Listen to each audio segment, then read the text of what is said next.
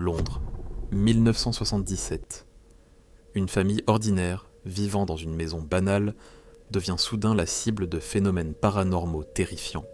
Meubles qui bougent tout seuls, bruits assourdissants, voix démoniaques sortant de la bouche d'une fillette. Ce cas est devenu l'un des plus documentés de l'histoire du paranormal.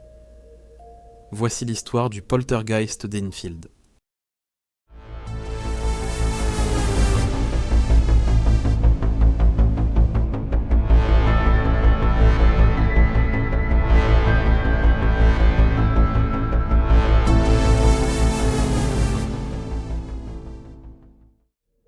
Tout commence en août 1977, dans la banlieue d'Enfield, au nord de Londres. Peggy Hodgson, une mère célibataire, vit seule avec ses 4 enfants. Un soir, ses filles Janet et Margaret entendent des coups sourds dans leur chambre.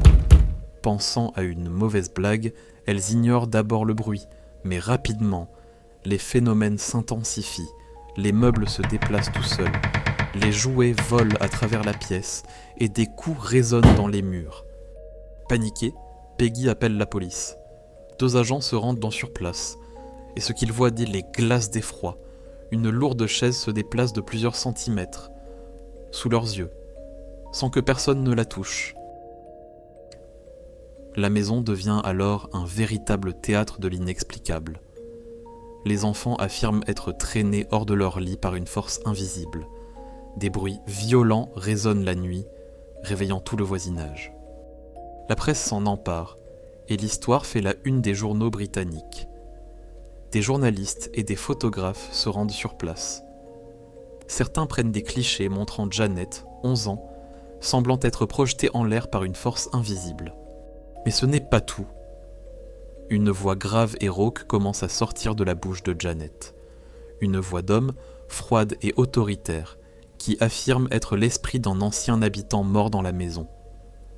Cette voix pouvait parler pendant des heures, sans jamais faiblir, même lorsque Janet disait ressentir une douleur à la gorge.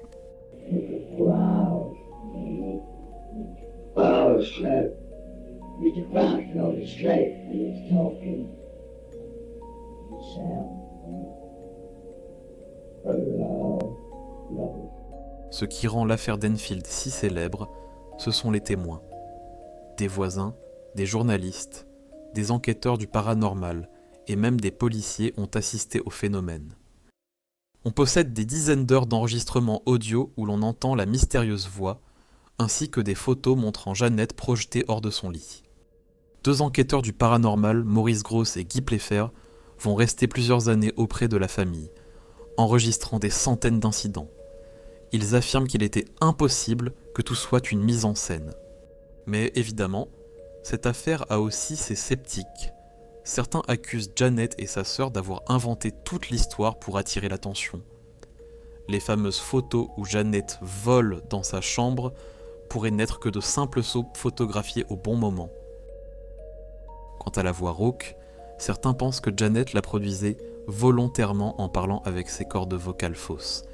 Cependant, même les sceptiques reconnaissent une chose. Certains phénomènes n'ont jamais trouvé d'explication rationnelle. Comment expliquer les objets projetés sous les yeux de la police ? Ou les voisins qui affirmaient entendre des coups si violents qu'ils faisaient vibrer les murs ? Pendant 2 ans, la maison Hodgson a été le théâtre de phénomènes terrifiants. Aujourd'hui encore, le poltergeist d'Enfield reste l'affaire paranormale la plus documentée d'Europe. Faits divers exagérés par la presse, supercherie de 2 adolescentes, ou véritable preuve d'un esprit malveillant, l'histoire d'Enfield a tellement marqué les esprits qu'elle a inspiré plusieurs œuvres de fiction. La plus connue reste The Conjuring 2, librement basée sur les événements vécus par la famille Hodgson.